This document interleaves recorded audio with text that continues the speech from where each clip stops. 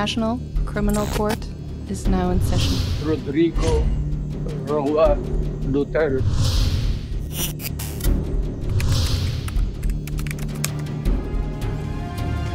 Nakalabas na sa ospital ng International Criminal Court si dating Pangulong Rodrigo Duterte ayon sa anak niyang si Vice President Sara Duterte. Ang iba pang update sa mainit na balita hatid ni Mariz Umali. Why should he not go back? I mean, as far as I'm concerned, he's been illegally detained here and he should go back to the Philippines as soon as possible. Yan ang tugon ni Attorney Kaufman ang tanungin kung ano ang reaksyon niya sa sinabi ni Vice President Sara Duterte na gagawin nilang lahat ng hakbang para mapauwi ang dating Pangulo sa Pilipinas bago pa ang confirmation of charges hearing sa September 23. Tumatakbong mayor si dating Pangulong Duterte sa Davao City. As a resident of Davao City, gusto ko talaga i-demand na, kasi boboto ko sa kanya, and paniwala ko naman mananalo talaga siya kasi base sa mga surveys namin, napakalayo niya doon sa kalaban niya. No? Gusto ko din talaga i-demand na nandun yung mayor namin, nagtatrabaho para sa syudad. Nang tanungin namin si Vice President Sara kung paano ito gagawin gayong nakakulong ang ama. Dapat we exhaust all means possible. Whether it is written in law or it is not written in law, except anything illegal. Sabi ko nga, nothing illegal. Walang nakalagay sa batas na pwede mag-revolution.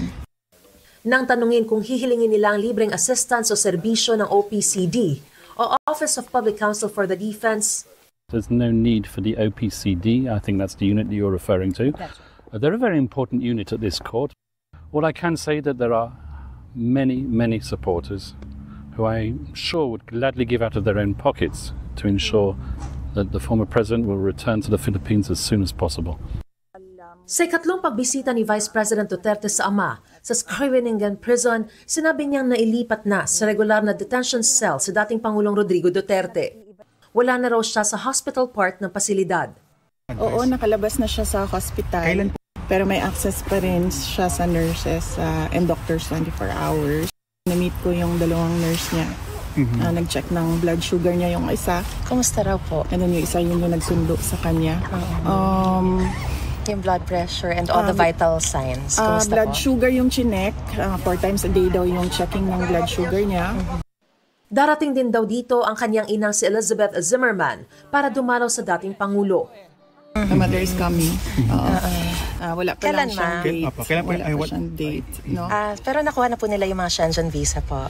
Kompleto na. Merong Schengen talaga na dati pa na visa ang mother ko. And then, I think nag-decide siya last night na pupunta siya dito. Whether or not makapasok daw siya, pupunta daw siya.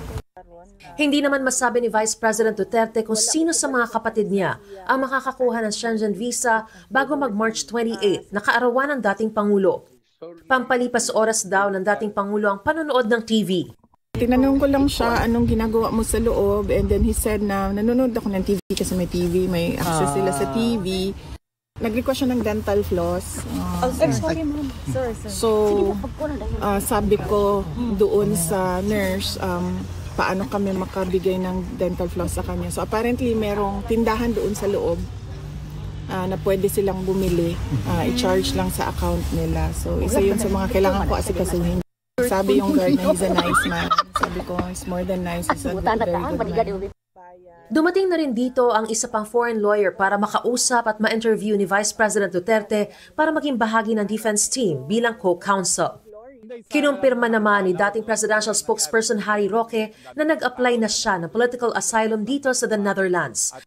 Sa ngayon nananatili raw siya sa isang pasilidad na 3 hanggang 4 na oras mula sa The Hague.